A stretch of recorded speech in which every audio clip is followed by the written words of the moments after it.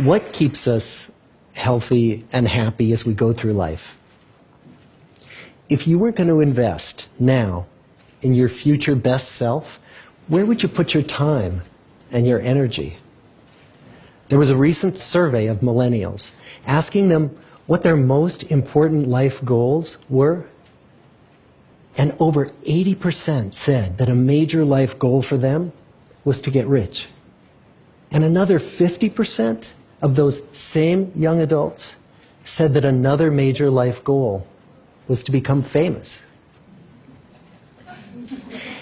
And we're constantly told to lean into work, to push harder and achieve more. We're given the impression that these are the things that we need to go after in order to have a good life. Pictures of entire lives, of the choices that people make and how those choices work out for them, those pictures are almost impossible to get. Most of what we know about human life, we know from asking people to remember the past. And as we know, hindsight is anything but 20/20. We forget vast amounts of what happens to us in life, and sometimes memory is downright creative. But what if we could watch entire lives as they unfold through time? What if we could study people from the time that they were teenagers all the way into old age to see what really keeps people happy and healthy? We did that. The Harvard study of adult development may be the longest study of adult life that's ever been done. For 75 years, we've tracked the lives of 724 men. Year after year, asking about their work, their home lives, their health, and of course asking all along the way without knowing how their life stories were going to turn out. Studies like this are exceedingly rare. Almost all projects of this kind fall apart within a decade because too many people drop out of the study, or funding for the research dries up, or the researchers get distracted, or they die, and nobody moves the ball further down the field. But through a combination of luck and the persistence of several generations of researchers, this study has survived. About 60 of our original 724 men are still alive, still participating in the study, most of them in their 90s. And we are now beginning to study the more than 2,000 children of these men. And I'm the fourth director of the study. Since 1938, we've tracked the lives of two groups of men. The first group started in the study when they were sophomores at Harvard College. They all finished college during World War II, and then most went off to serve in the war. And the second group that we've followed was a group of boys from Boston's poorest neighborhoods. Boys who were chosen for the study specifically because they were from some of the most troubled and disadvantaged families in the Boston of the 1930s. Most lived in tenements, many without hot and cold running water. When they entered the study, all of these teenagers were interviewed, they were given medical exams. We went to their homes and we interviewed their parents. And then these teenagers grew up into adults who entered all walks of life. They became factory workers and lawyers and bricklayers and doctors, one president of the United States. Some developed alcoholism. A few developed schizophrenia. Some climbed the social ladder from the bottom all the way to the very top. And some made that journey in the opposite direction. The founders of this study would never in their wildest dreams have imagined that I would be standing here today, 75 years later, telling you that the study still continues. Every 2 years, our patient and dedicated research staff calls up our men and asks them if we can send them yet one more set of questions about their lives. Many of the inner city Boston men ask us, "Why do you keep wanting to study me? My life just isn't that interesting." The Harvard men never asked that question.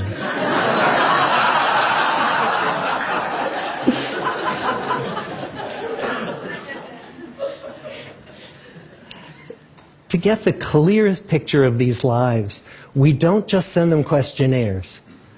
We interview them in their living rooms. We get their medical records from their doctors. We draw their blood. We scan their brains. We talk to their children. We videotape them talking with their wives about their deepest concerns. And when about a decade ago we finally asked the wives if they would join us as members of the study, many of the women said, you know, it's about time. So what have we learned? What are the lessons that come from the tens of thousands of pages of information that we've generated on these lives? Well, the lessons aren't about wealth or fame or working harder and harder. The clearest message that we get from this 75-year study is this: good relationships keep us happier and healthier. Period. We've learned 3 big lessons about relationships. The first is that social connections are really good for us and that loneliness kills. It turns out that people who are more socially connected to family, to friends, to community are happier, they're physically healthier, and they live longer than people who are less well connected. And the experience of loneliness turns out to be toxic. People who are more isolated than they want to be from others find that they are less happy, their health declines earlier in midlife, their brain functioning declines sooner, and they live shorter lives than people who are not lonely. And the sad fact is that at any given time, more than 1 in 5 Americans will report that they're lonely. And we know that you can be lonely in a crowd and you can be lonely in a marriage. So the second big lesson that we learned is that it's not just the number of friends you have, and it's not whether or not you're in a committed relationship, but it's the quality of your close relationships that matters. It turns out that living in the midst of conflict is really bad for our health. High conflict marriages, for example, without much affection, turn out to be very bad for our health, perhaps worse than getting divorced. And living in the midst of good, warm relationships is protective.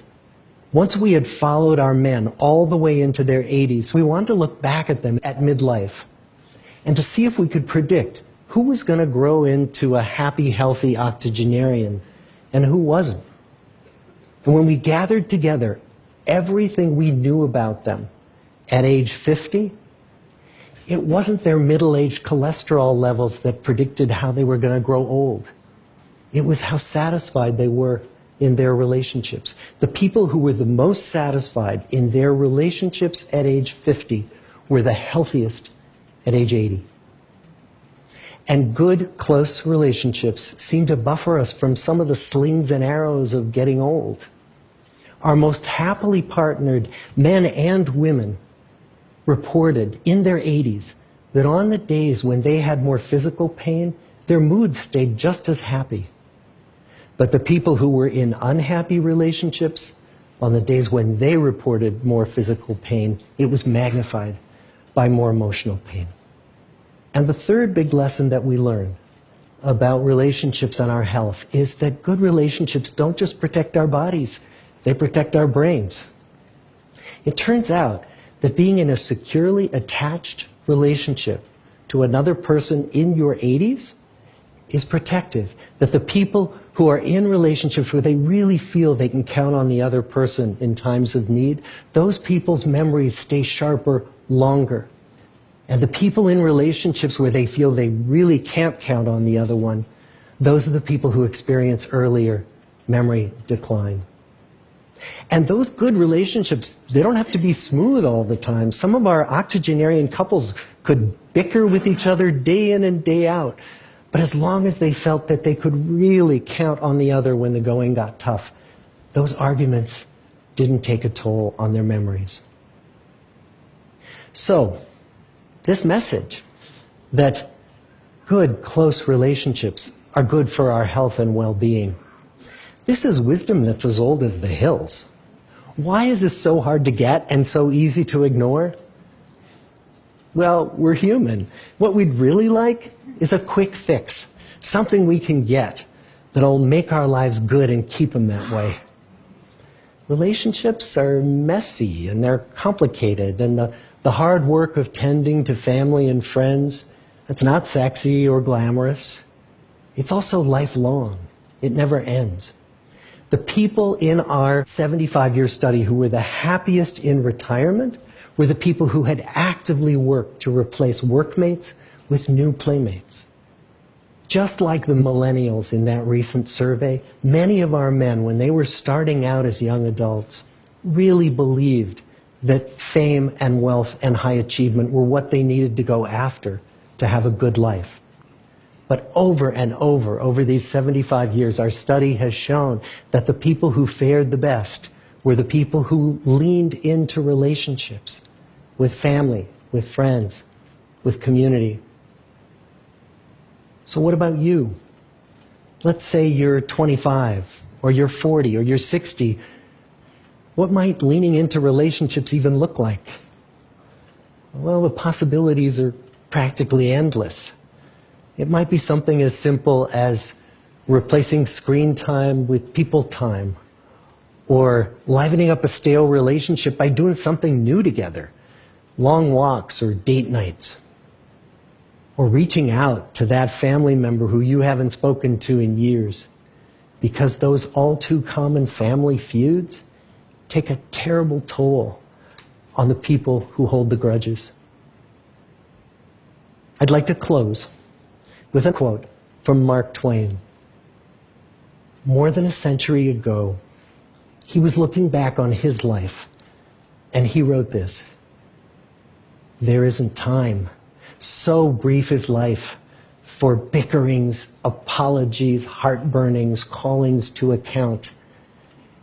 There is only time for loving, and but an instant, so to speak, for that.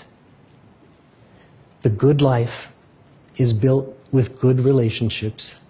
Thank you.